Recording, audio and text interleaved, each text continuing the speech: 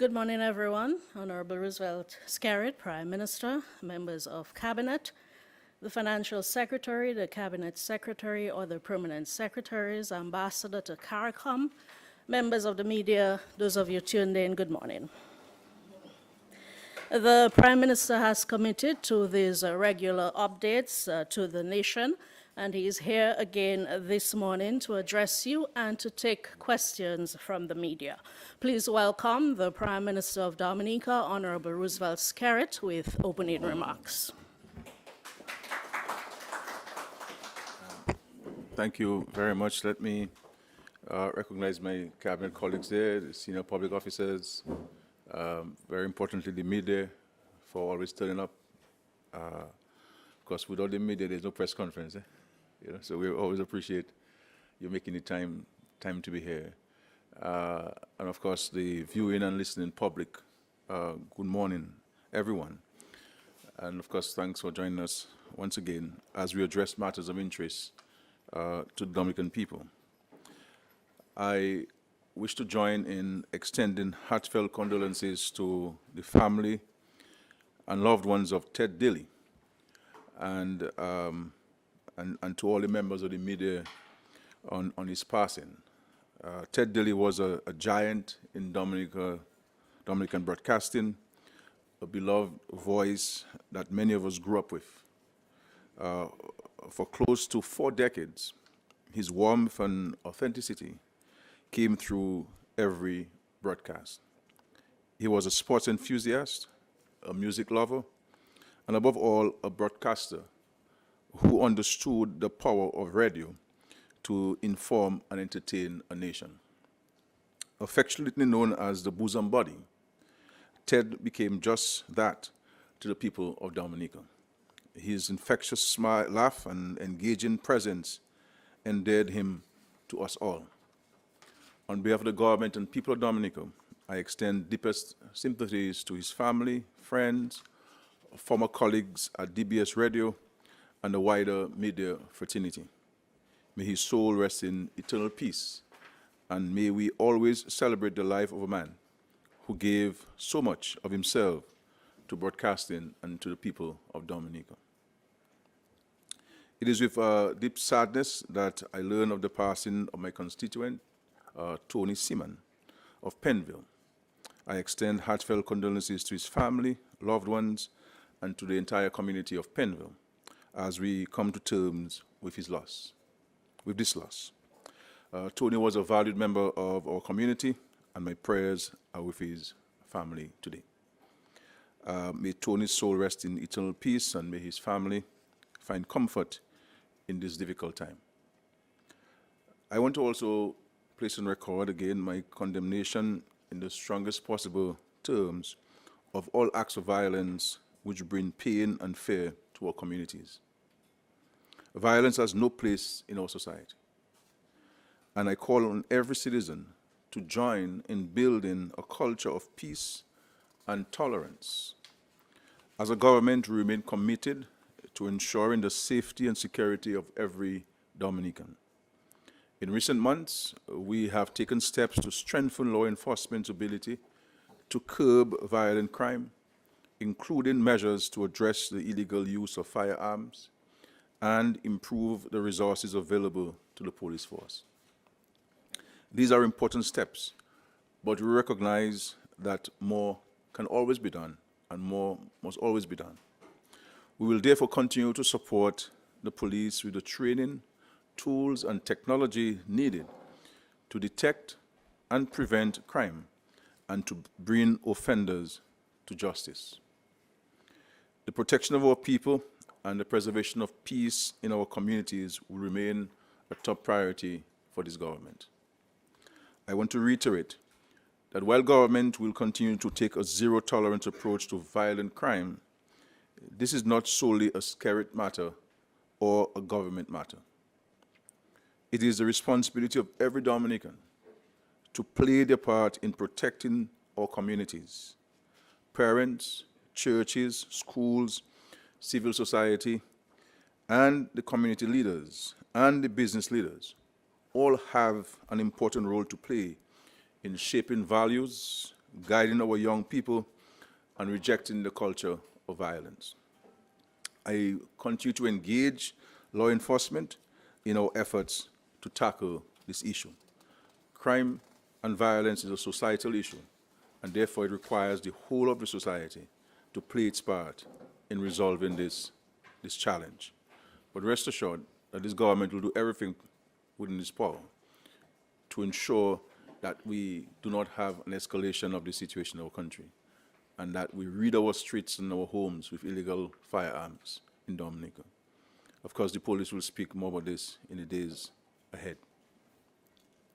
On Wednesday, October 1, Dominica proudly joins Barbados, St. Vincent and the Grenadines, and Belize in taking a decisive step forward on a matter that has been on the regional agenda for decades.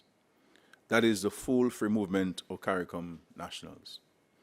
It means that participating states will grant their nationals the right to move freely, reside, work, and remain indefinitely in the 4 member states without the need for a residency permit or a work permit. They will have the right to access public primary and secondary education, as well as emergency healthcare and primary healthcare services. The required legislative, security, and administrative measures to support this free movement will be implemented in the participating member states. Free movement allows us to fill gaps in critical areas, while giving our own citizens greater access to opportunities across the region. It is a win-win for all. I know there may be concerns about security or about the impact on jobs. Let me assure you, our systems of cooperation, vetting, and regional security will remain strong. We're not lowering our guard. What we are doing is removing unnecessary barriers that have, for too long, held back our collective progress. I am hopeful that other CARICOM member states will soon join us in this historic step so that we can realize the full promise of a true Caribbean community. To the people of Dominica, I say, embrace this change with an open mind. Learn as much as you can about what free movement means and the opportunities it can bring for you and your families. And this notion that which prevails, that you will see a dramatic move of people from one country to the other, has never happened. In the various categories that we were approved thus far, there is no evidence to show that there is a dramatic move from one island to the other. And we cannot speak about integration. We cannot speak about solidarity. We cannot speak about coming together if people cannot move freely. And I think that I'm hoping that the rest of us within the Caribbean community can join on to the 4 of us who have taken this step to move forward with this, and that we have a full free movement of CARICOM nationals within our space. I wish to inform the nation that the OECS member states with CBI programs this month signed the agreement establishing the Eastern Caribbean Citizenship by Investment Regulatory Authority, an initiative designed to safeguard the integrity, transparency, and sustainability of our citizenship by investment programs. The establishment of the regulatory authority will ensure that our programs remain credible, secure, and globally respected.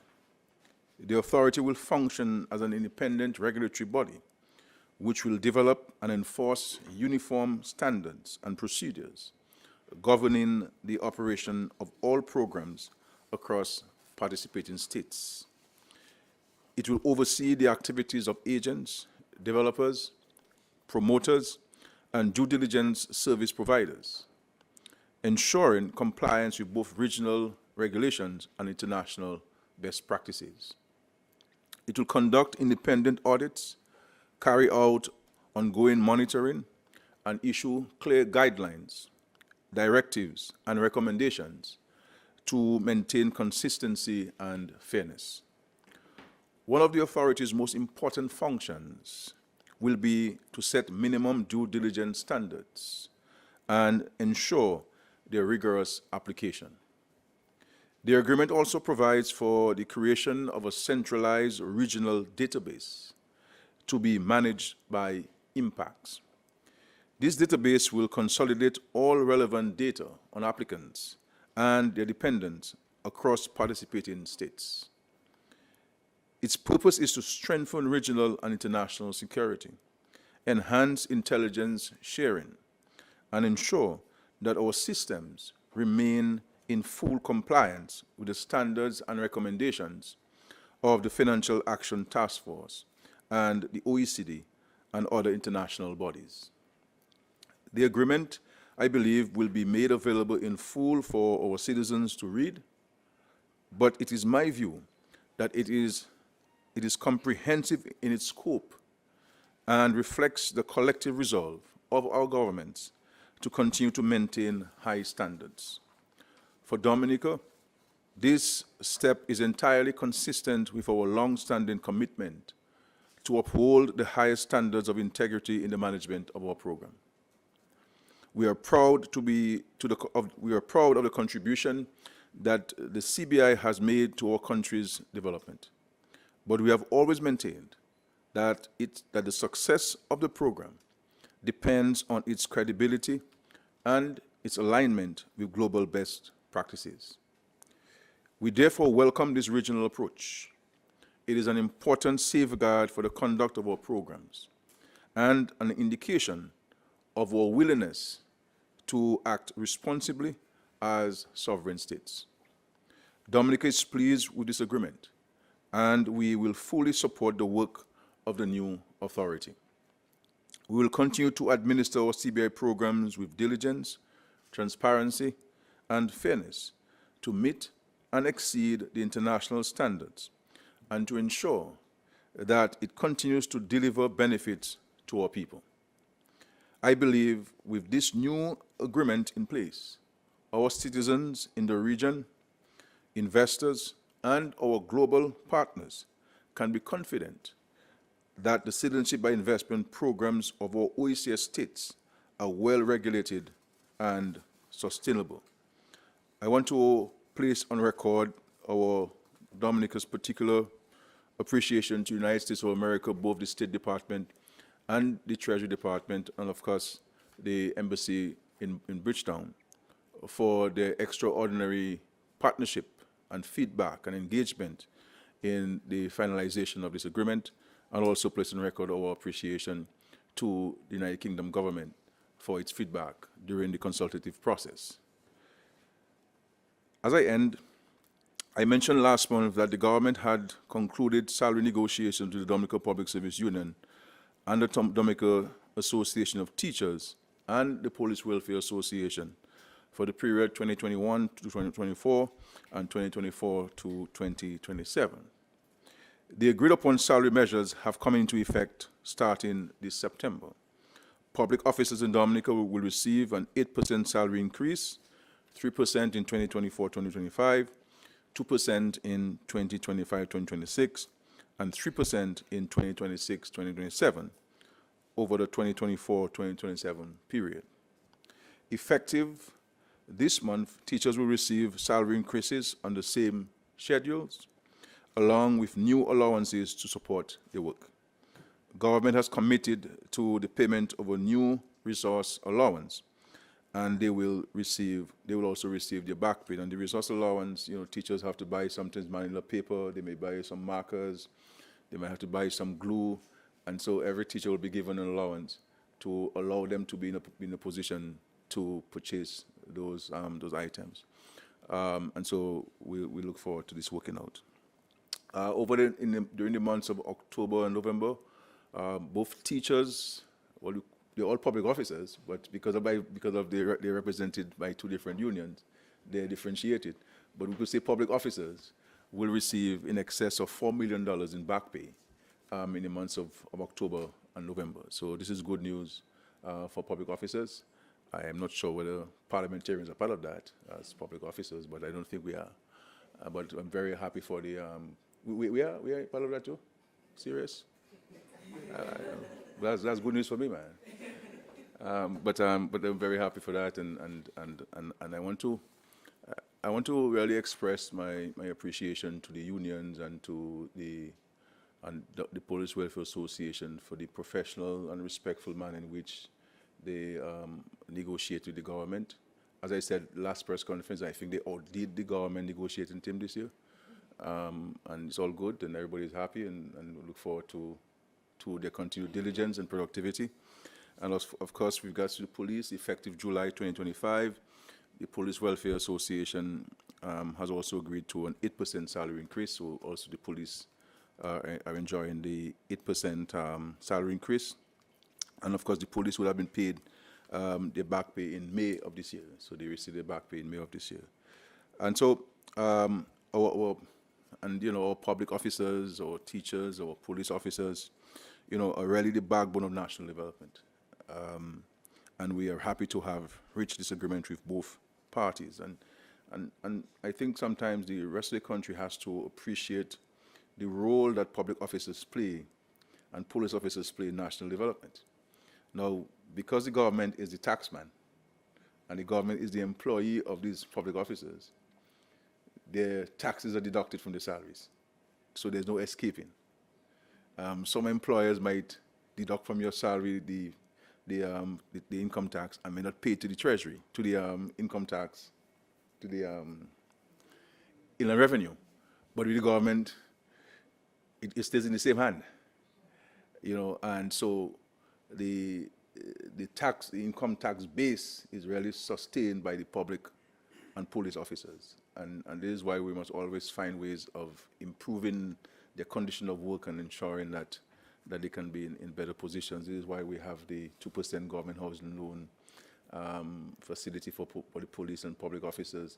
This is why we have reduced the price of land so that we can facilitate the purchase, and so make it easier for them to first buy land and secondly to be able to build a house and feel part of the efforts of national development. So I want to thank the leadership of the Dominica Public Service Union, the DAT, and of course the Police Welfare Association for their constructive engagement through this process. And I salute all public officers and so on. And don't mind Thomas later when you see him. Thomas is a nice guy, generally he's a nice guy. Though he has to represent his constituents, but as a human being, he's a very decent and nice guy, and it's always a pleasure working with him, and of course the Police Welfare Association and the DAT. So I will end here and allow for your questions. Thank you very much. All right, thank you, Prime Minister. We heard the Prime Minister. Curtis is already on his feet. Give me a minute, Curtis. We heard the Prime Minister speak about free movement, which comes into effect October 1, as well as the agreement signed by OECS member states in reference to CBI. Curtis is ready. I see MO News is here in person, so it's about to be interesting. Curtis, go ahead. Good morning to you, Dion Dura Smith, and good morning everyone here at this room. My first question, Prime Minister, is on minimum wage. The government of Dominica announced a few months ago that a new minimum wage would come into effect on the 1st of October 2025. Can you now tell us what classes of workers will enjoy that minimum wage, or in fact, whether you are implementing this new minimum wage come October 1, 2025. My second question in this round, of course, I'll make way for Carlisle John Baptist in a while. My second question is on Vescott Jones, Prime Minister. Vescott Jones, a security officer at Douglas Charles Airport, lost his job a few years ago as a result of his action or non-action as it relates to crab acts. Somebody was leaving the airport or due to leave the airport with crab acts. Vescott Jones lost his job as a result. In fact, Lennox Linton was the one due to leave the airport with crab acts. He lost his job as a result, and I know you have intervened in the matter. That matter has been with tribunal for a number of years. Can you tell us now, Prime Minister, whether in fact the government has taken any decision recently on Vesco Jones. And I will just ask a third one before Carlyle comes in, very eager to come in, Carlyle John Baptist. The other question has to do with the free movement of CARICOM nationals from 4 countries. You announced it again this morning. You did say that the Parliament of Dominica would meet to discuss the free movement. Is that a requirement? Is that going to happen, or we are going to go into the free movement without the Parliament meeting? I can now turn to Carlyle, and the Prime Minister will answer.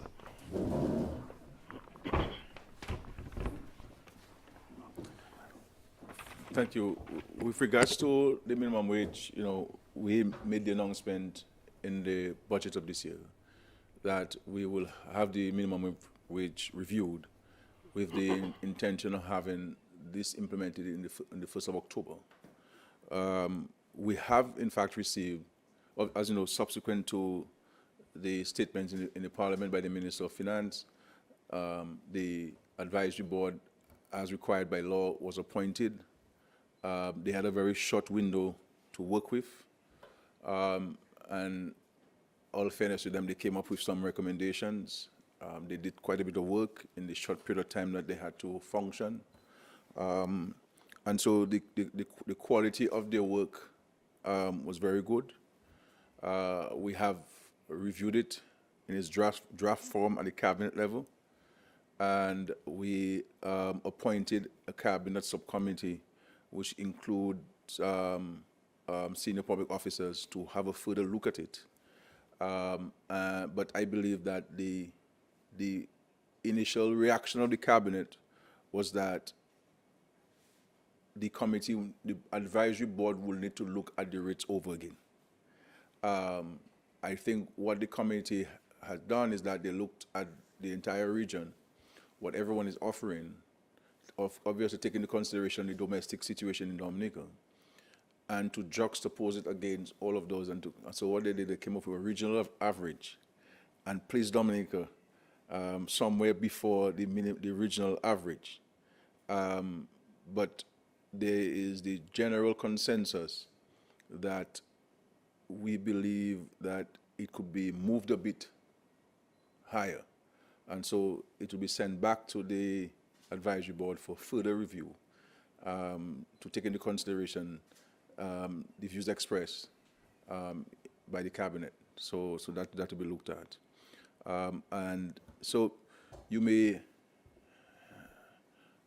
have a delay in its implementation because of the additional work, okay?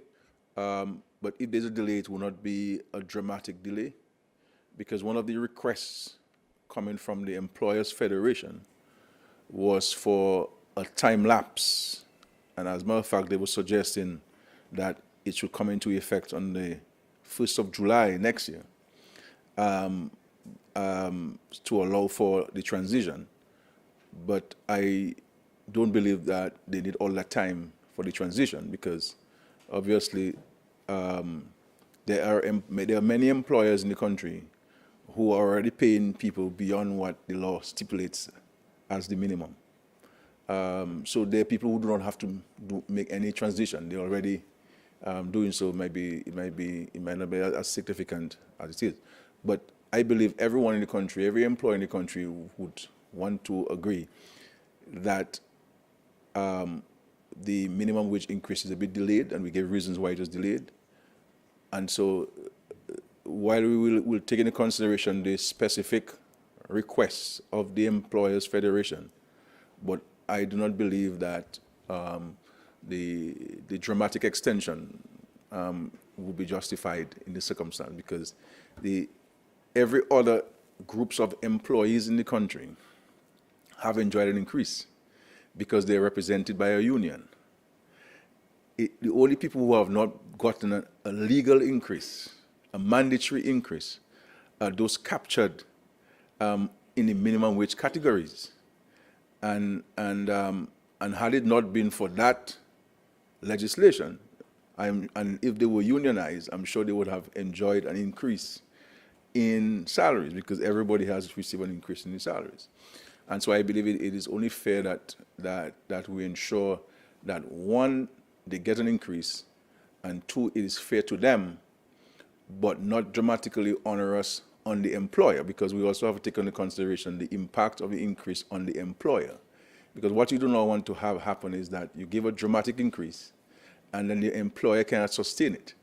And the person who you're trying to give an increase might end up losing his job altogether, or might end up losing full-time employment and now be temporary, 2 days a week, 3 days a week. So there has to be a sensible and sensitive balance that they both can coexist and they both can feel that justice has been served on both sides. And so that has to be taken into consideration. And this is why I believe that it might be fair to the Employers Federation to take note of their requests. Only thing I would say at this point in respect to their request is that I do not believe that they need all these months for a transition. But certainly they may need some time for a transition. Though people are aware since July, an announcement was made that there's going to be a change in the minimum wage. And I'm sure that they all have already factored that into the equation. But we take note of their requests, and as part of the consultative process, as part of living together, and being respectful of each other's point of view, then that point will be taken into consideration. The free movement, I believe that there may be some legislative amendments in some cases, but it can go into effect by a policy decision. The law can be retroactive to cover the law will be retroactive to cover the period of time that the law would not have been amended, simply to add categories to the legislation, and of course to ensure that the issues of contingent rights are enshrined in law and not in by way of a policy. But the policy decision of the government can allow the free movement to proceed and to be effected on the 1st of October.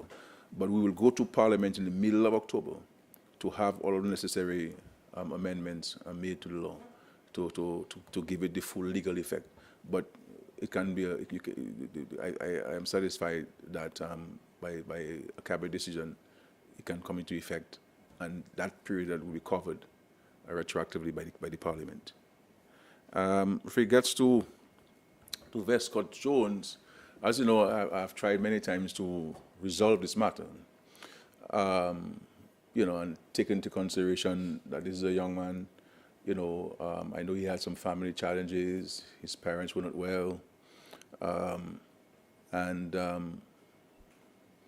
in my view, sometimes mistakes are made. Poor judgment comes into effect sometimes, and in my view, if you're dealing with a leader of the opposition at the time, sometimes an officer may not know how to treat with a person in that position, whether it's a minister or a senior public officer. So people freeze in certain circumstances, and they set aside, maybe sometimes not deliberately, but because of the circumstance, they set aside the rules or the understanding and so forth. So I have tried many times. I met Westcott Jones no less than 4 times or 3 times during the years, and trying to resolve the matter so we can move forward, obviously recognizing that it is before the tribunal. But I try to use my good offices as Prime Minister to resolve issues between citizens and state agencies or the government and so forth, because at the same I represent both, and I cannot cause injury to each other, so I have to be very careful. And of course, my intervention is always about using my good offices to resolve the matter. But the previous instances did not work, and we met with Westcott Jones last week, and I believe that there is an understanding of going forward to resolving the matter. So very soon I will write to DASPA to advise them of the action that they should take in respect to Westcott Jones. One of his being that he should be reinstated and be given the salary that he would have, a percentage of the salary that he would have lost during that period of time. And let us move on. My mission is to set aside contentious issues as much as I can and resolve things outside of a contentious environment as much as I can, so that we can all live together in the way that the Lord directed us to. So maybe by tomorrow I will write to the diaspora to advise them on the action they should take in respect to Vesco Jones. But this also brings in a bigger question which I believe the government needs to address. That is the issue of the function and the functionality and the efficiency of the tribunals. Tribunals take way too long to hear cases. And when you're dealing with people's future and people's livelihoods and so on, I believe that greater alacrity should be extended and exercised in respect to the deliberations of the tribunal. Obviously, the tribunal is made up of largely voluntary people who come from time to time. And there are times that both sides may delay. Those who take the matter to the tribunal may delay, and those who are responding may delay. So you're understanding. But I believe that we may need to look at having a permanent engagement for a period of time so that matters can be heard. Or when you have a tribunal, engage those persons during the period of the tribunal on a full-time basis, so they can come throughout the day rather than the evening or afternoon or after the day's work or after they've done something else. So I think we need to find a way of causing those tribunals to be more efficient and effective, because, I remember the situation with the ports, how long it was, 20 years. That should not be the case. I don't think that that's what the drafters of the law envisaged, that a tribunal would take so long to hear a matter one way or the other. And if people are aggrieved by the decision of the tribunal, then they have the next step to go to the courts. But they can't go to the court unless it matters at the tribunal level, and so forth. So I think we need to. I think these things bring up issues that we need to pay attention to, and to see how we can move it going forward. I think I've answered your few questions. Thank you. Sorry for being long. I think this question needs a little explanation, so I try to be brief sometimes, but please, Sky. Prime Minister, my questions are, do you believe there is division within CARICOM as it relates to the U.S. presence near Venezuela under the pretext of fighting drugs, and also given the fact that the U.S. has not responded to the letter sent by the CARICOM foreign ministers to Rubio when the U.S. started building up its military might near Venezuela? Question 1. Question 2, do you agree with the Trinidad and Tobago's Prime Minister that the Caribbean is a zone of peace, which may be nothing else but a farce? And what is your position or that of your government on that issue? And my third question is, during the negotiations between the police and the government team, it was proposed that special constables will be brought into the police force as full-time police officers. Would you possibly have an update on this development?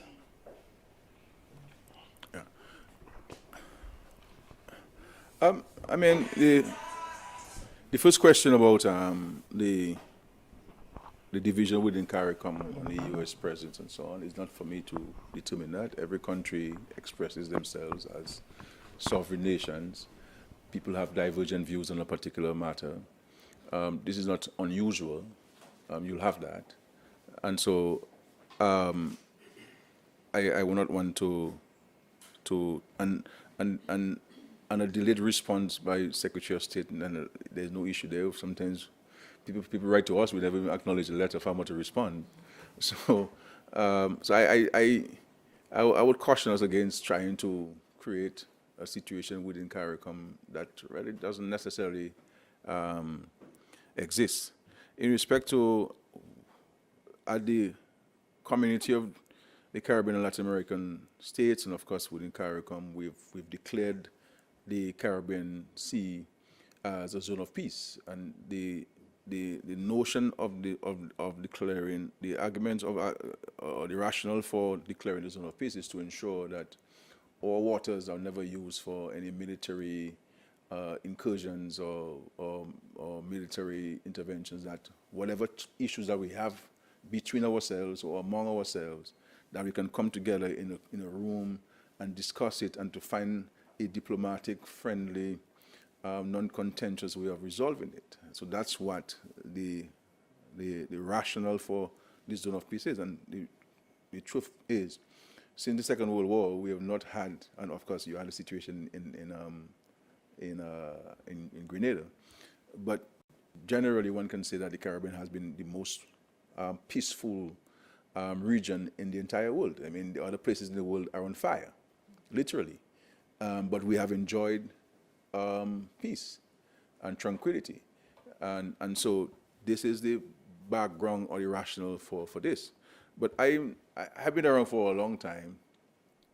You with my song on somebody, it's okay, somebody else. But I've been around for a long time.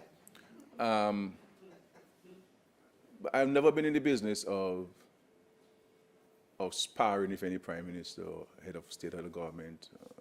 And if everybody's view is their view, they represent their country's interests, and they're free to express themselves in a manner in which they believe is in their national interests to do so. And so I don't take umbrage to people expressing themselves or trying to say, well, I disagree or I agree or whatever it is. Everybody has a different view on different matters. Rightly or wrongly, that's not for me to make a judgment on. I can only speak for Dominica and Dominica's position on any global or regional matter. And that's what I try to do. But you'll never see any record of me, even when people may say things about Dominica that I may call them privately. You understand? And speak to them privately. And they say, what is it you say about Dominica?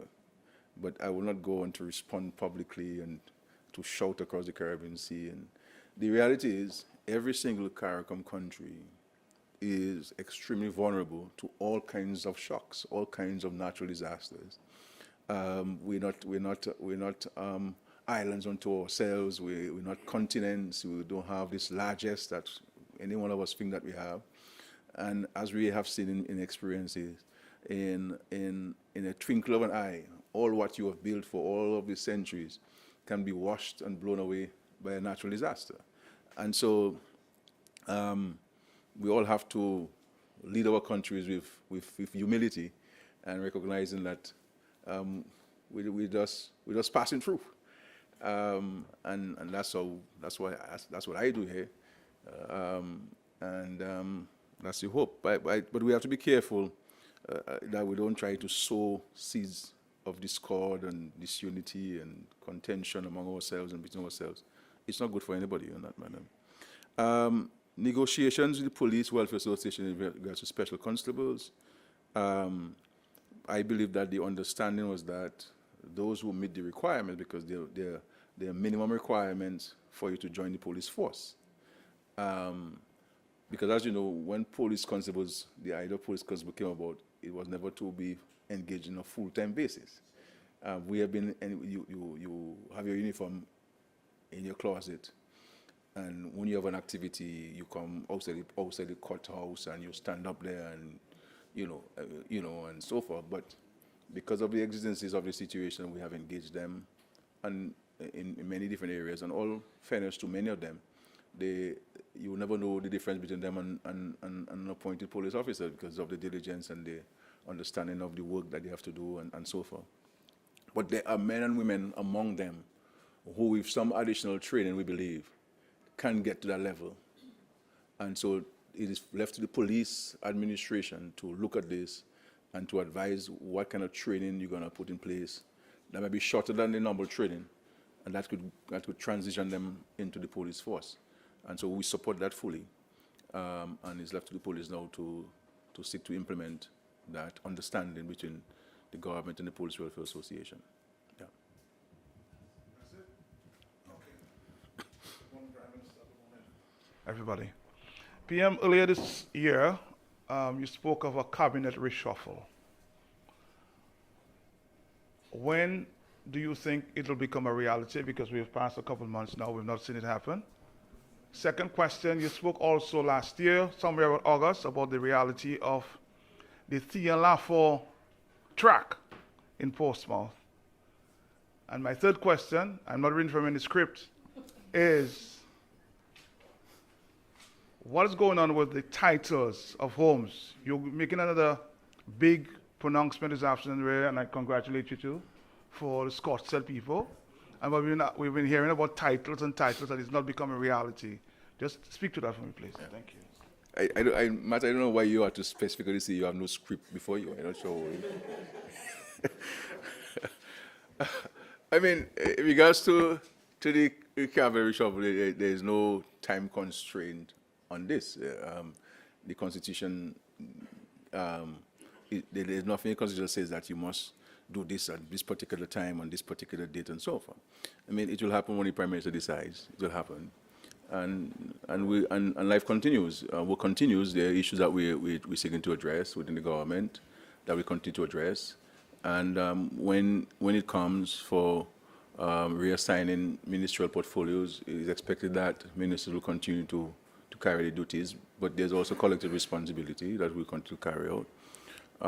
So it will happen when the Prime Minister decides, and I'll advise the President, and then we move forward. So I don't think people should make a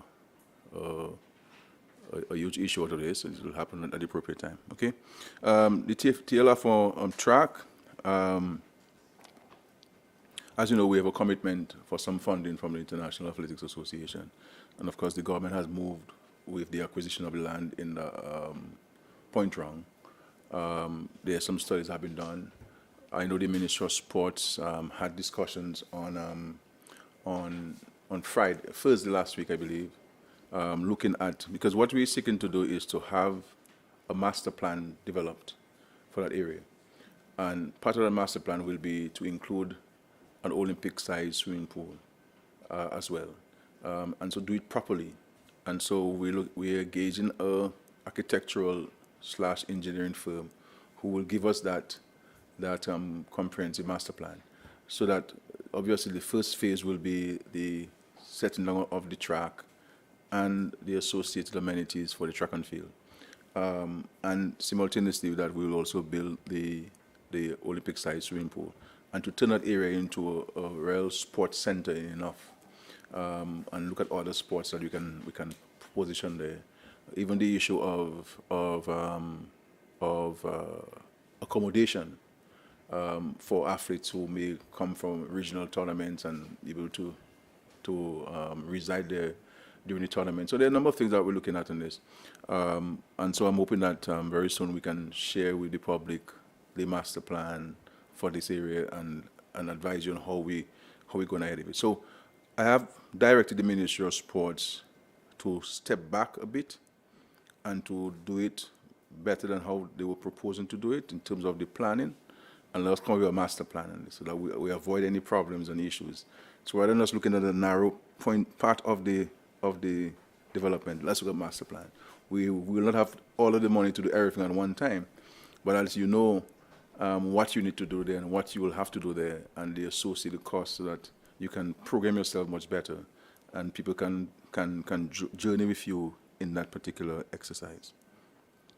Titles by for the homes given, there is an undisputed position of the government that the people will receive the titles, and there is no government that can change that. Okay, it's a commitment to the people, and all of us understand the complexity sometimes in getting a title. It is not just saying, look, a title. The title has to be defined with boundaries, and also every lot must be properly surveyed, because you need to have precise boundaries. You need to know who is your neighbor, you know who you're boundary with, et cetera, et cetera, et cetera. And then you also have the further complication of strata titles, where you have apartments, and then you have to go and you give everybody a title and the conditions of those titles, et cetera, et cetera. And so we had attempts at the Attorney General's office where state attorneys were providing support in that regard. But recognizing the limited resources that the Attorney General has in terms of human resources, sometimes matters come up that they have to redirect those human resources to emergencies before the state. So what the cabinet has done in its deliberate judgment and determination is to engage a state attorney exclusively to the Ministry of Housing for that particular purpose. That is to facilitate the titles for persons who would have gotten government properties. And significant work has been done by this young attorney. I want to commend her.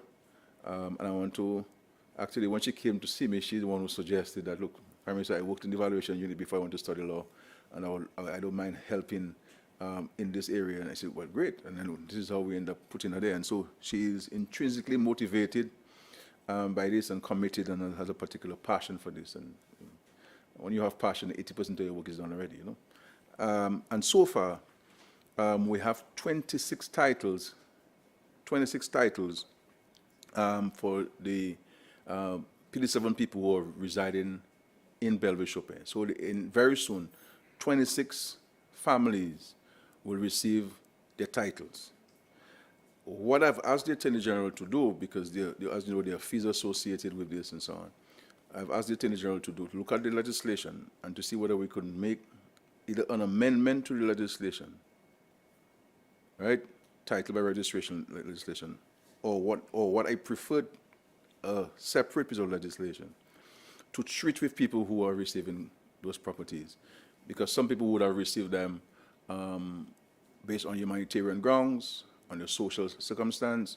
People would have received them because they had to be relocated. People would have received them because they had to be compensated, et cetera, et cetera, et cetera. And so we need to look at a piece of legislation that deals with this particular circumstance, separate from the title or registration and so on, to sort of remove the additional processes that are required by law there and so forth. So we're trying to see how we can truncate the situation, but also respecting people's right to property, etc., all of these issues. And so that's been looked at, but that notwithstanding, we continue to move ahead under the existing legislation. And so 26 titles are almost ready, and very soon will be handed over. So this is great news. So we're making movement on this. But you know, Matt, we came from a situation, that's on a side note, where people say, one, Skerrit shouldn't give people homes. Then Skerrit gives somebody a home. Well, they say, look, Skerrit will never give you a home. You can wait and you'll not get a home. That's what they should say to people of PD7. Where Skerrit going to get all the money to build all those homes for PD7? That's a joke. You never get a home. Best to go back to PD7. When they got the homes, they tell them, well, you have a home and you have no title. You understand what I'm saying? So I want to hear what they will say when they get the titles. I think they'll come up with something. But we're committed to that, and there's a promise made. And you will see the record, Matt. You know me for a long time. You, Rosie, and myself, we used to travel together. So you know me for a long time. And Carla too. So when we make a promise, we do keep it. It might take a little longer, but we do keep our promise. And that is why the Dominican people know about me. I want to make a promise, I keep it. And it may come a little later than people expected, but I do ensure that. That's why I do make promises I can't keep. Yes, Imo News, please. Good morning, everyone.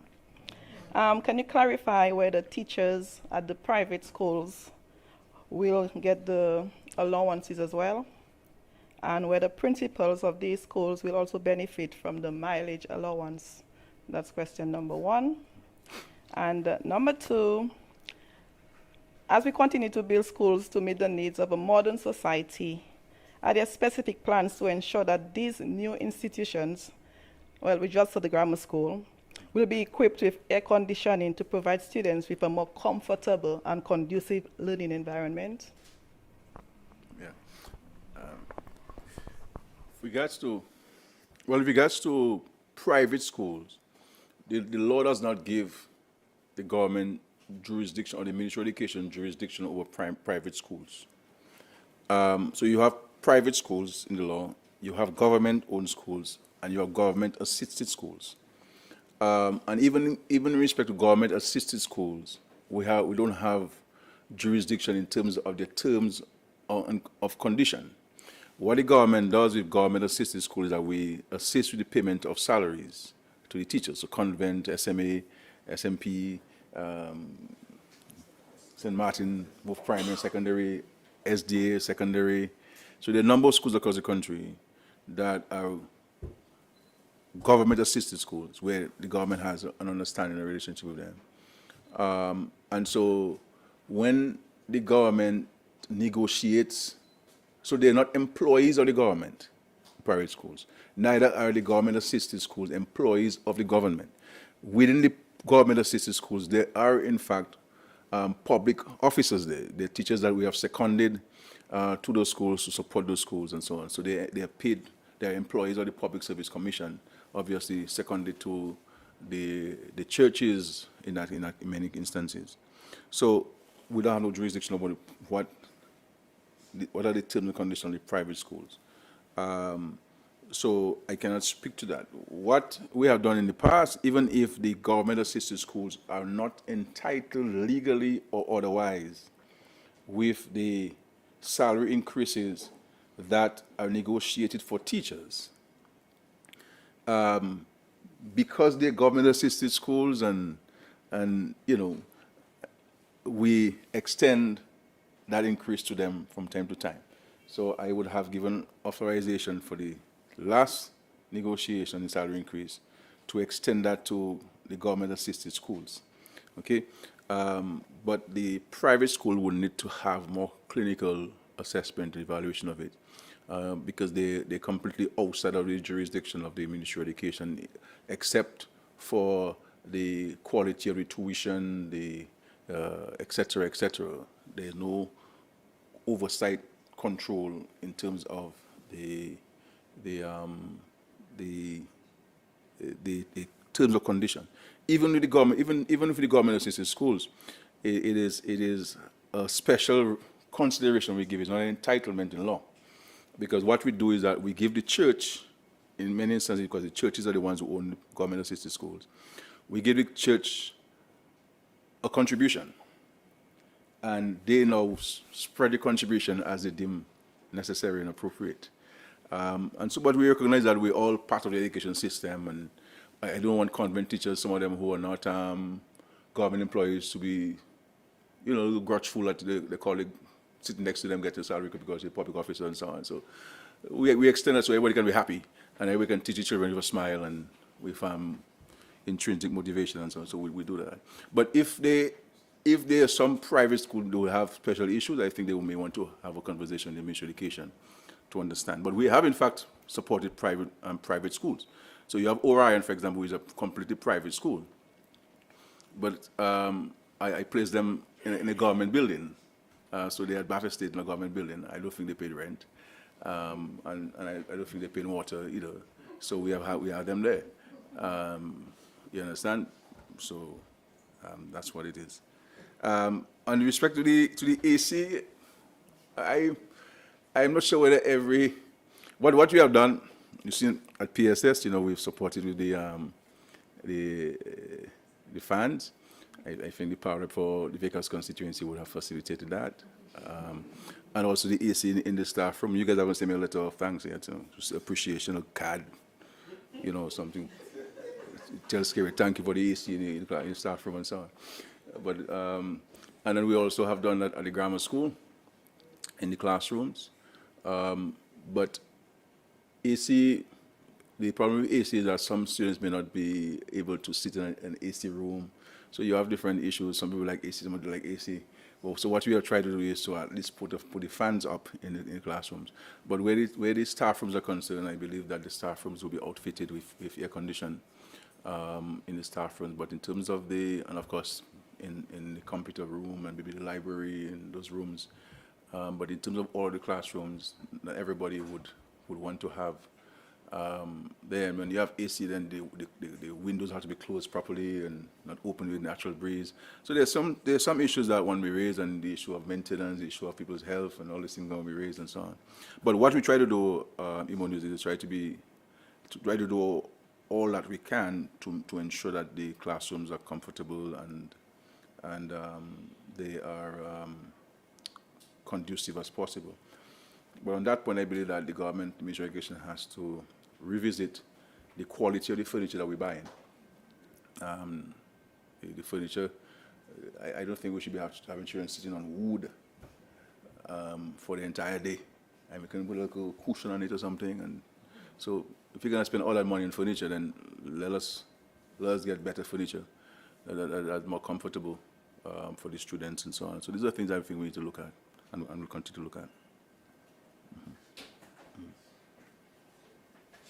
Yeah, Prime Minister, the Electoral Commission asked for more time a few weeks ago to implement the voter confirmation process. They were asking for more time, they were not ready. And they set a date for October to implement the confirmation process. Would you know whether, in fact, that is going to happen from October 18th or 17th? I think that's the date that they mentioned October for 15th. the confirmation, 15th, October 15th, for the confirmation to begin. My other question is on the Roseau enhancement project. We are aware that monies have been secured for that project, and we've heard a lot about it. We've not seen signs of an implementation yet. Can you bring us up to date on the process and where are you as a government in terms of implementing the Roseau enhancement project? Sure. Thank you. In respect to the confirmation, obviously, as far as the Parliament is concerned, as far as the Cabinet is concerned, we have provided the Electoral Commission with all of the resources, both legislative and financial, to effect the confirmation exercise. Obviously, the effecting of the confirmation is a matter for the Electoral Commission, so we don't get involved in their day-to-day operations and running. We only deal with them when they require resources from us, or they may the Attorney General to advise them on particular legislation or interpretation of legislation, etc. So as far as the government is concerned, and as far as the Parliament is concerned, the Electoral Commission would have no reason not to be ready by October 15. And I will go further to say that I don't think that the Electoral Commission has the ability or the opportunity to wiggle itself out of that October 15 deadline, because the Parliament would have been very specific with the additional time given to it on its request to commence the confirmation exercise on October 15. Okay, so I think they will make an announcement very soon, and I'm hoping that they'll make an announcement very soon. But I'm not aware of any reason why they should not be ready on October 15. Or at least I have not been informed, but I'm not aware of any. But I think that question will be better posed to them rather than me. Otherwise, I will only be speculating as to what's going on in the Electoral Commission. Okay? In respect to Roseau enhancement, as you know, there were delays. One with the setting up of the project implementation unit. All of the staff of the project implementation unit would have had to be approved, or rather, there no objection given by the Saudi fund. So there was a prolonged delay in arriving at a conclusion on the staffing.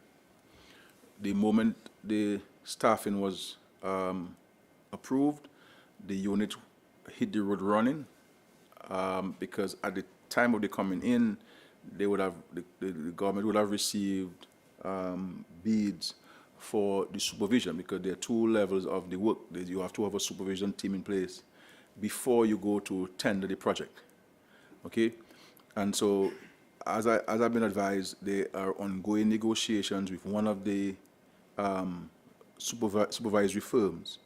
Once they conclude on their negotiations, that is to say the unit and that firm, then that recommendation will be sent to the Saudi fund for its no objection. Once that no objection is received, then we will go straight into the into the tender of the actual works. And I've been advised further that that supervisory contract could be issued maybe in October, before the end of October this year. And so once you receive that, we have all of the documentation prepared already to go to send out the notice for invitation of bids for the actual construction. Now, let me make it clear to those who I see posting things on social media about money. We have not received no money from the Saudi fund. So there's no money in the treasury or anywhere in Dominica, in any government account, funds from the Saudi fund. The funds are still in Saudi Arabia with the Saudi fund. These funds will only be distributed on a phase basis. So once we sign the contract, there will be a schedule of payments. There'll be certificates requesting payments. Once the certificates are notarized and certified and approved, then a drawdown will come. It's no different from how the funds are managed from the European Union or from the World Bank or from the CDB. That is why there's a supervisory firm that will have to sign on and say, yes, pay this $1 million and so on. So this idea of where the money gone, that some idiots out there trying to put out there, you know, because social media has turned all kinds of idiots into all kinds of experts. You understand? And so there's no money received by the government of Dominica thus far in respect to this loan of $40 million. Zero. So the idea of notion of where money gone, let us understand. But let me make it very clear that in respect to Roseau, the $40 million is an extraordinary investment because the government recognized the importance of the enhancement of Roseau. And remember, when we started doing the Roseau enhancement project, people were criticizing the bridge is part of the Roseau enhancement. The promenade has become now the premier entertainment spot in the country for tourists and local alike. Just criticized. And the works that we did along the KFC there, and the planters we put in there, and all those things, all of this are part of it. The only reason why we had not implemented the other phases of the Roseau enhancement, because hurricane came, and then COVID came. But we started using our own CBI funds to implement aspects of the Roseau enhancement. So the other phase are the roads. That's why we have taken monies to do some of the critical roads in Roseau.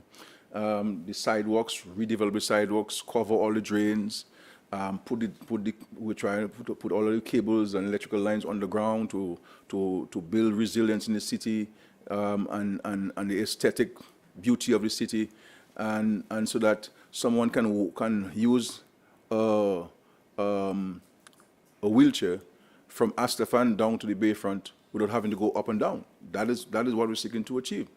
So those who are talking about Roseau enhancement, there's no other government that has spoken about Roseau enhancement and have done anything about the city than us. You understand? Than us. And so this is part of it.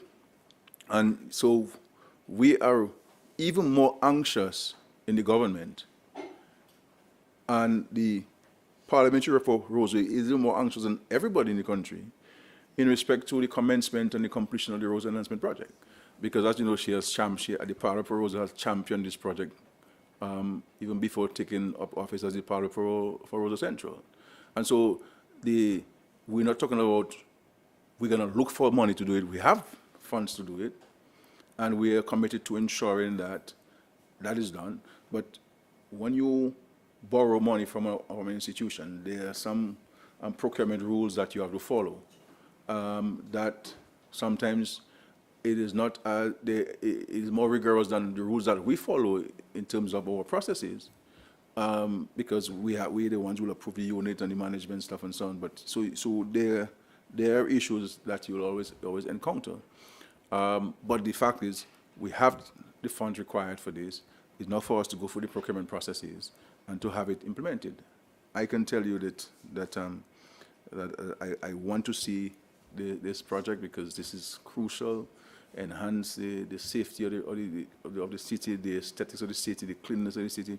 You will not be able to address this stench in Roseau unless you address the reconstruction of the drains, and that you have now.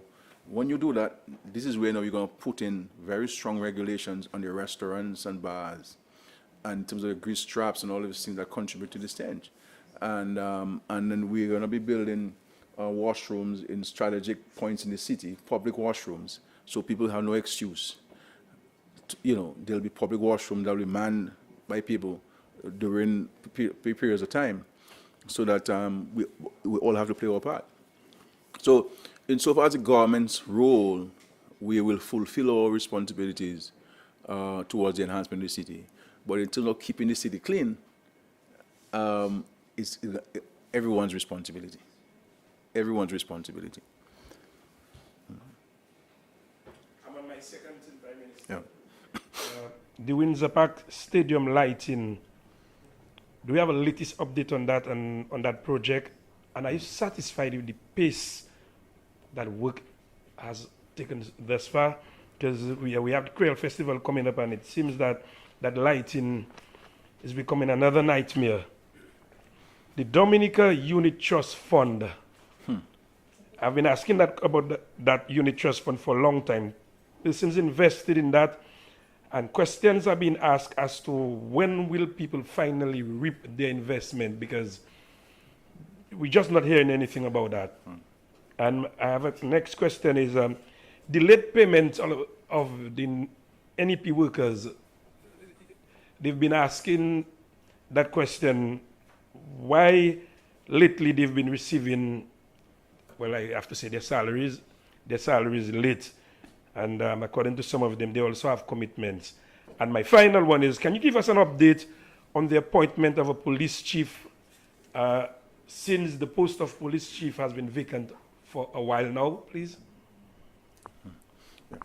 The issue of the lights of your city, Ministry of Sports can give you a longer response to this.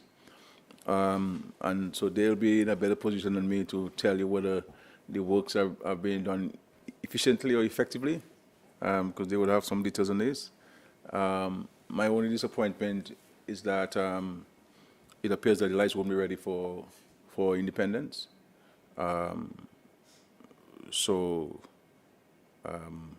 That's all I will say on this one. No, I'm not happy about that at all. I'm not happy with it at all. No. Dominica Unit Trust is a long, outstanding matter, part of the solution to this problem reside in Port of Spain, Trinidad. And I think there were issues in getting them to agree to certain things. And of course, that agreement then was not properly done. There were a lot of complications there, a lot of loopholes in this agreement. And unfortunately, some people would have lost their investments in this. But this is a long outstanding issue. As you know, we had put some systems in place to liaise with the authorities in Trinidad, because, as you know, Tutsi, as we used to call it, I had a relationship with Tutsi in Trinidad. Trinidad and Tobago Unit Trust Corporation, or whatever it is. So they had that relationship between themselves, and so there was a little complication in that relationship. So that's all I will say at this point. But it was unfortunate that people would have lost some of their pension money in this and some of their little savings in this. But I don't want to say anything that would sound prejudicial to anyone. So I'm very careful with what I'm saying. But maybe privately I can express myself. So and I don't want to rehash this issue. But just to say that when we're dealing with people's money, my overall comment I'll make is that when we're dealing with people's money, there is a higher threshold of fiduciary responsibility.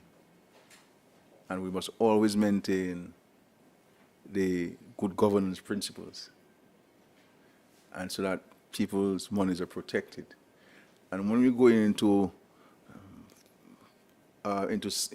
money investment, investing of monies and so on, we have to be sensible with the kind of interest rates that we say now we can pay people.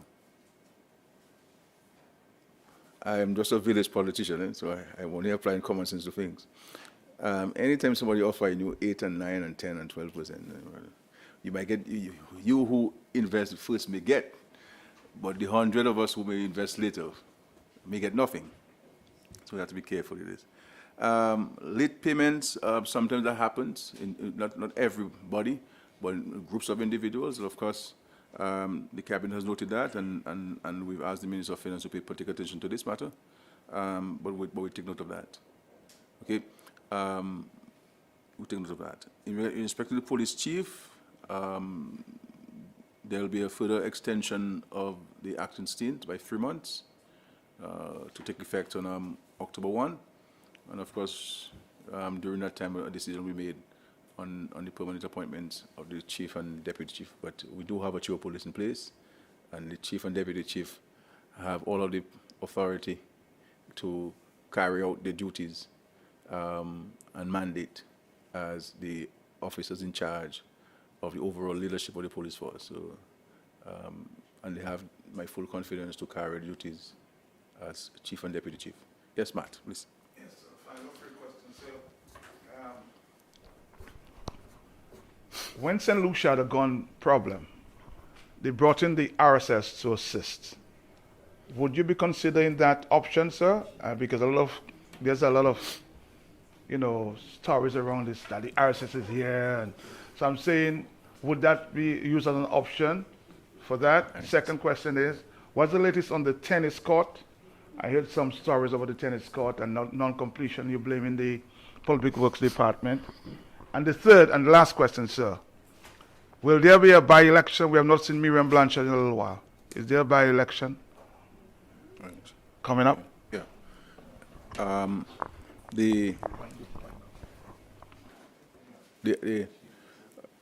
As we have said before, that the security of the state and the security of the citizens and residents of Dominica is our priority number.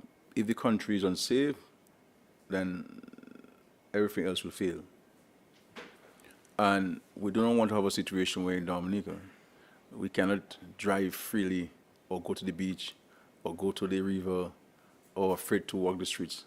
We have to ensure that this doesn't happen in Dominica, and that the respect for life is paramount, and that the condemnation of violence and the presence of illegal firearms in our country does not become commonplace.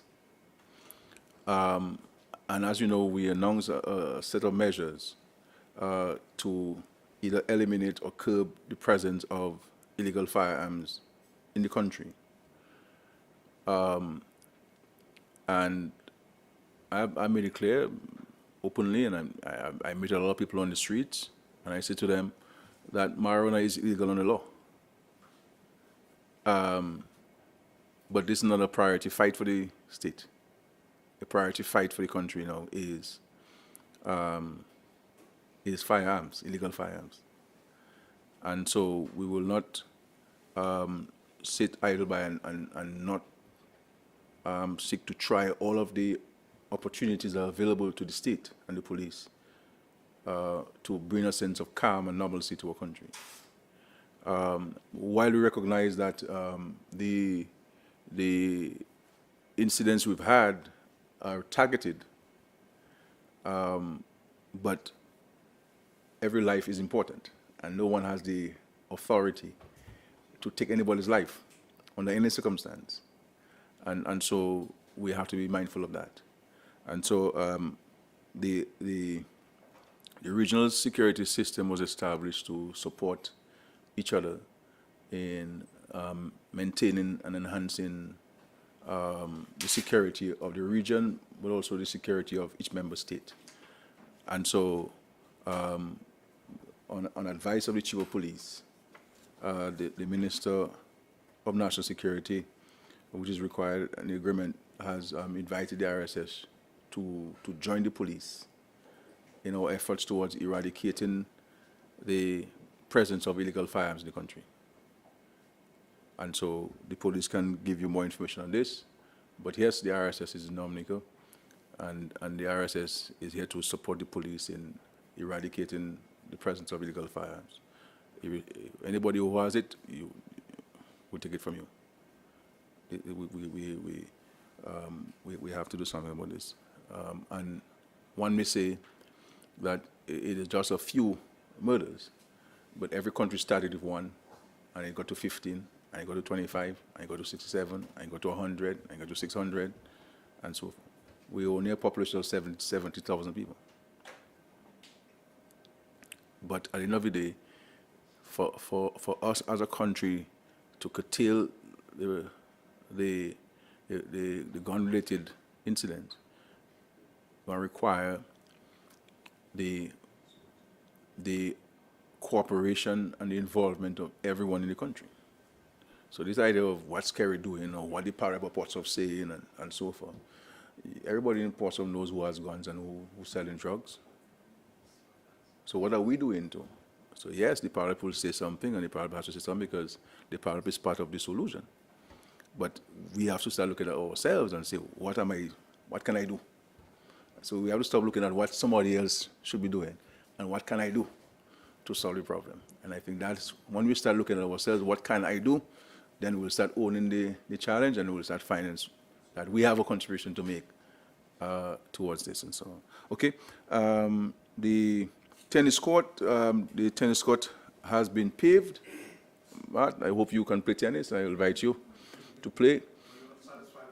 No, well, that was redone. So I wasn't satisfied with what Public Works did at all. Public Works should have refunded the money. Public Works Corporation, they should have refunded the money. And I understand why we start making people refund money to the government when they don't do the job properly. So I'm not hiding that. No, they may use the money already and so on, so maybe they don't have the money to refund, but they should have refunded the money under normal circumstances. But I go past that one, you know what I'm saying? I see what I have to say, I move on. You know what I'm saying? But you're raising the thing of Public Works again, my brother. But anyway, but it has been resurfaced completely. As you know, there were 2 courts originally, so you'll have 2 courts there. It will be marked soon. The lights have been ordered. They will take some time to get there because the lights have been there are not for that purpose, but you'll have lights specifically for hard courts and tennis courts in particular, and so people can go in there and to recreate, exercise. Tennis is actually one of the better sports to play, especially when you pass a certain age and you're trying to avoid contact sports. So I would invite everybody to look at playing tennis and to run around and so on. So that's good news for not only because this is not only for the city of Roseau, but for the entire country. As you know, this was the premier facility for tennis in Dominica. And the idea is to bring this back and also add additional things to it, you know, where the tourists can come and get tourists off the boats and they can go and play tennis there and they can pay to use it and they'll buy food and they'll buy coffee and you'll have people selling the crafts and turn it into a nice little cultural center where you can have performances for the tourists and, you know, so you can really do there, and I'm hoping that Ministry of Tourism, Ministry of Culture can join forces with the Parliament for Roseau and to make it a national center rather than just a Parliament, Roseau Central Parliament endeavor, and to get it to be a national living, because there are huge opportunities there, and spread the tourists who come into the country and create this ambience where you can have a display of carnival, for example, you know, and bring the Calinagos and bring the various cultural groups and so on. So there are huge opportunities there based on the plans that the Parliament for Roseau has shared with me, and I think that we should treat it as a national project rather than a constituency project. And so the court will be painted, I believe, very soon. This week they're going to be painting the court, and then place the nets and ready to go. Yeah, it will be fenced off from the rest of the property so that you don't have to run for the balls every time you get off from you. So, and my hope is that people can make use of it. We've we try to do this at the forecourt of the stadium because we have basketball there, we have tennis court at the stadium, we have netball at the stadium, we have volleyball at the stadium, but all people want to do there is to have jam sessions there. You see what I'm saying? So when people saying about what we're doing for sports, we spend a significant amount of money to develop all of these courts with lights and everything. But 10 out of 11 times you have an activity, it's a stage that's on it. You understand? It's a stage that's on it. So we have to we have to be true to ourselves as to what this government has done and continues to do to create avenues and opportunities for us. And then so, well, when you drive by any given time, this place should be loaded with people, and you can play all of the sports at the same time. You've never seen your sportsman color from grammar school days. You've never seen that where you have all of those sports that can be played in one. You know, back in the days in Windsor Park, you look at basketball there and look at things, but all of those things in one location there, at one time. And so this is something we're looking at them. Okay? Yeah. Yes, I'm told it's the last question. Yeah. The last two, I'm told. Yeah, Prime Minister, can you explain why Dominica has not been able to restore visa-free access to the UK over the last 3 years or so? And we have been informed that Marshal Alexander has been appointed the senior Met officer. He has been around for some time. He's acted in the position for a long time. We know Itoma James was the one acting when he went out to study, but news came over the weekend that he, in fact, Marshal Alexander, in fact, has been appointed the senior Met officer. What do you think it means for the office, and can you explain the processes involved? I think you said it's the last two? Yeah. Well, yes, and Kalai wants to ask about the RSS. How long will they be here?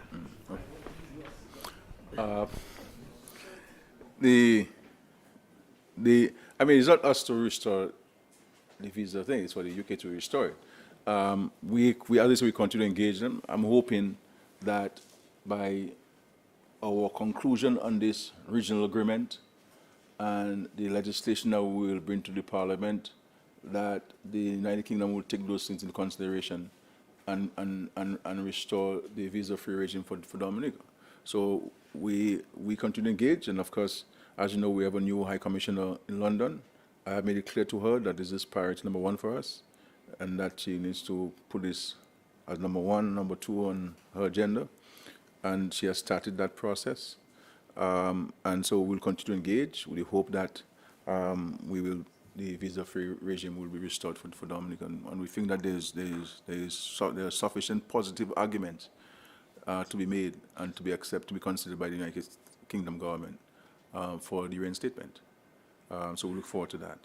I mean, the issue of the Constitution only gives the Prime Minister authority to give no objection to certain positions. I don't really get involved in those kinds of positions. But just to say that the appointment of public officers rests with the Public Service Commission, and the Public Service Commission is a creature of the Constitution, and it acts independent of any advice given to it or any consideration given to it. It acts on its own deliberate judgment. Sometimes they get it right, sometimes they get it wrong. But that's not for me to determine which ones are wrong, which ones are right. But in their own deliberate judgment, they make decisions, and I think that's what happened in that case.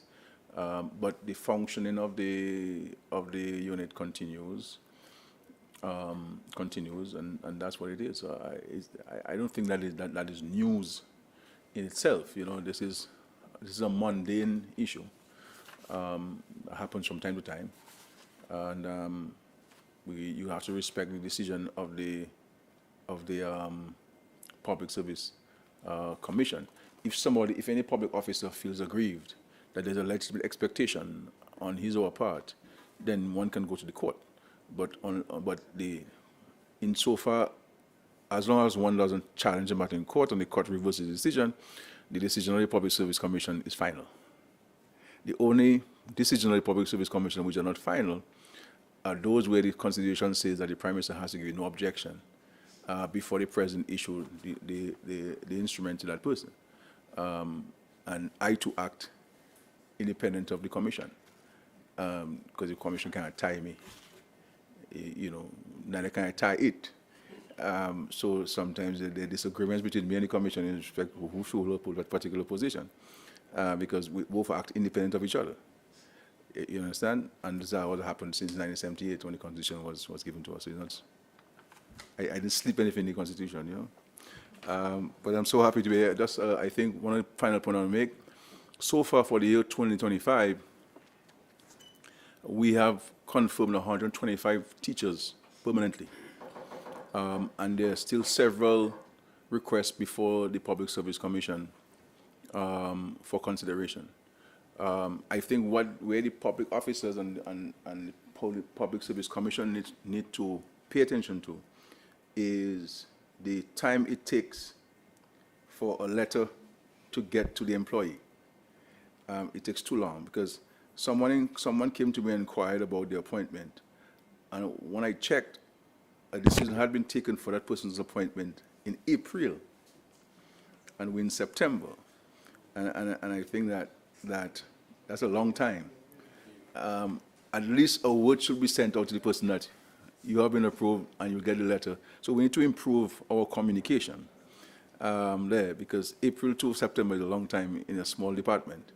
And so we need to work on that. So far, 125 have received the letters, and there are more to come. The idea is to, and that's just for the teachers, the police as well. Several appointments were made, and the rest of the public service, several appointments are made. But it sometimes it can be voluminous work, and sometimes the commission meets, I believe, once a month. Sometimes they do things round robin, but I don't think once a month is sufficient. And I think the commission may need to look at its mode of operation and see whether twice a month might not be better. So every fortnight you meet, and you can push things much faster going forward and so on. But I want to say to both the police and public officers that this is something that the government is very concerned about, that people being in an acting position for too long, a temporary position for too long. The idea of giving somebody 6 months, 6 months, 6 months, 6 months for 8 years or 5 years is not fair. And it almost borders on an injustice where that position is vacant. Sometimes you have a challenge where people are on study leave or people are seconded. So this is why the cabinet has taken deliberated on this matter and taken a very clear position on the secondment issue, that there must be a limit. So sometimes you cut someone's secondment and the person believes that you have an issue with them. But you cannot appoint the people below who are acting if that person continues to be seconded in a senior position. So the secondment affects the permanent appointment of many people. Send people on special assignment and extended study leave. Sometimes people get their green card and they want to see whether the grass is greener overseas, so they take a whole year or two on special leave. So there has to be, you don't mind facilitating somebody. You understand? It's a small society, someone make a contribution, give person 6 months, go and see what's happening and so on. But it can't be so extended. You have to decide where you are. You can't be in the public service and still outside. And then people who stay there are being affected because they can't get a point because you hold up a position. And so these are some of the issues that the public service has in advancing the recommendations for people appointment. And this is the complication that you will have at the Public Service Commission level when you have those circumstances that you can do nothing about. And so with the new legislation that's coming on stream, all of those things are taken into consideration so that it is clear for everybody how you're operating and more transparent in how you're operating and what you can, as a public officer, be expected in terms of special considerations in those circumstances. So there's some complications here. And of course, you have the issue of people not doing the assessment, evaluation, which is a requirement for the Public Service Commission to give consideration. So you have supervisors who don't write people's EAR, do you call it? ED?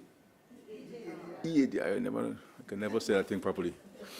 And then that person retires, that person goes on leave, you know, and in some cases that person vexed with you subordinates, and so they don't want to touch that person.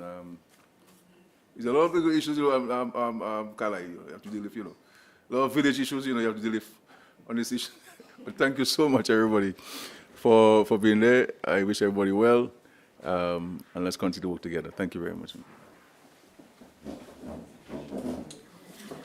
Thank you, everyone. Thank you, all of you who turned in. We had a full house today, and I was told the viewership online was quite high this morning. So thank you, everyone. Next time, I will out of the room. We can have us get the minister to stop. So next press conference, there will be 3 ministers who will be at your disposal, okay? So they'll do some short presentations, they will answer questions and so on. So I'm going to step back. And then the minister step forward. Okay, I need you guys to ask them some questions. Sure. Thank you. Good morning.